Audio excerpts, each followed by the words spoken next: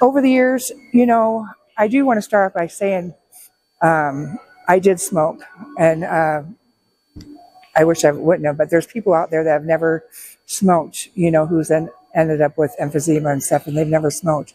Or people have ended up with cirrhosis of the liver, and they've never drank. Um, but I started having symptoms over the years, like shortness of breath. I mean, even in high school, I couldn't even run, when you had to run that mile, in PE to get that grade. I had a hard time even running that mile. I could hardly, finish that. And then over the years, actually, when I was pregnant with my son, Tyler, I was 29, and I kept getting so short of breath, and I kept thinking it was from holding the extra weight from being pregnant. Um, and then I kind of put it off and talked to my doctor then and said, I think I might have asthma. I'm not for sure. I'm short of breath. I'm wheezing. And she just gave me an inhaler, and that was it. Gave me an inhaler, and, that was the end of it.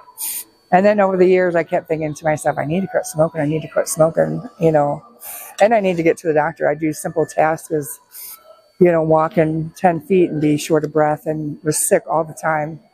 And then finally, in 2010, after making supper one night and clearing off the kitchen table and just wiping it off, cleaning it, I got so short of breath I had to sit down. I thought I was going to pass out. I thought, okay, I definitely need to go to the doctor.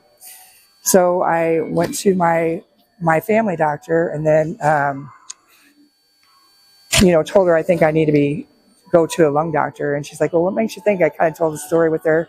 And she took me for a walk and put a pulse ox on. I don't know if you've ever seen them, the things they put on your finger to see what your oxygen level is.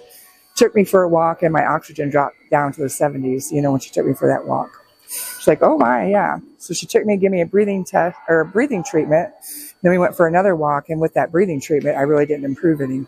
So she sent me to a pulmonologist, and thank goodness that pulmonologist knew to test me for alpha-1, which I didn't know at that time. I got a bunch of tests, and she says, come back in a couple of weeks and I'll, talk to you. So I came back, and I remember I had my son Tyler with me, and she says, you have this thing called alpha-1 antitrypsin deficiency.